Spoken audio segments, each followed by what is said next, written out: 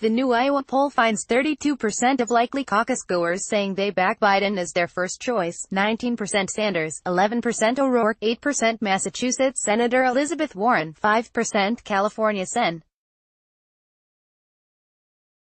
Kamala Harris, with the rest of the 20% field testing below 5% support. Iowa's caucus-goers, who get the first formal say in who the party's nominee will be, mostly say they are looking for a winner. 54% want a candidate who can defeat Trump over ideological purity. 40% want one who shares their positions on major issues. Those who prioritize a winning candidate are more apt to back Biden and O'Rourke than the overall pool of likely caucus-goers. 36% in that group say they favor Biden, 14% Sanders, 14% O'Rourke, while Sanders outperforms his overall number among those looking for a candidate who shares their issue positions. 30% Biden, 26% Sanders, 8% O'Rourke. Overall, more say that nominating a seasoned political hand, 49%, would be a better way for the Democrats to try to defeat Trump than to nominate a newcomer to politics, 36%, and the bevy of senators, plus one congressman, atop the field may reflect that preference. The political newcomers tested, businessmen Tom Steyer and Andrew Young, both failed to register much support in the poll. Most of Iowa's likely Democratic caucus-goers say they'd prefer to see a field with a number of strong contenders, 52%, rather than a race dominated by one strong candidate emerging early as a clear frontrunner, 41%, and the poll's findings suggest they are open to considering a large number of candidates.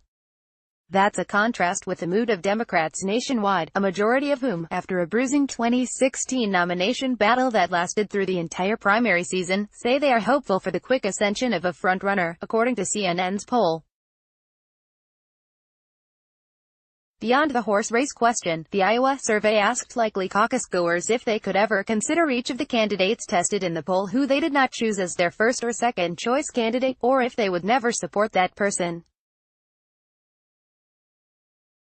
Nearly half, 46%, of likely caucus-goers said there wasn't a single candidate in the field they would never support.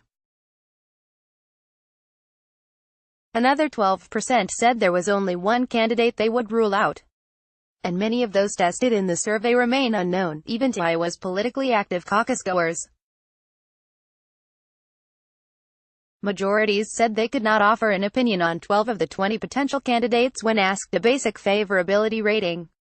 Of the better-known candidates in the field, 4 merited favorable views from a majority of likely caucus-goers: Biden, 82% favorable; Sanders, 74%; Warren, 64%; and O'Rourke, 53%. Booker and Harris weren't far behind, with 49% rating each of them favorably, and former Attorney General Eric Holder also topped 40% favorability, landing at 42% in the poll.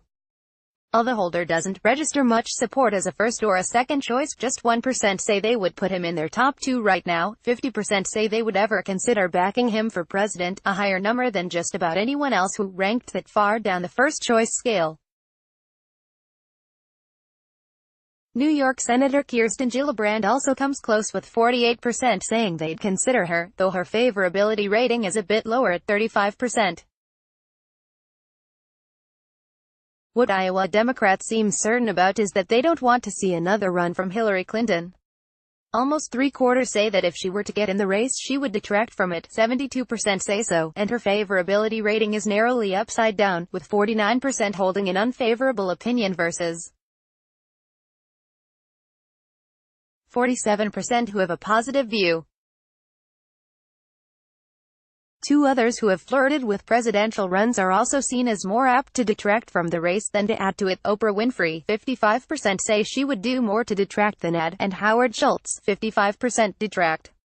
Views on Michelle Obama, however, tilt sharply in the opposite direction. 3/4 say she would add to the race for president, should she throw her hat in the ring, 76%, while just 22% say she would detract from it. The CNN, Des Moines Register, Mediacom poll was conducted by Selzer & Co.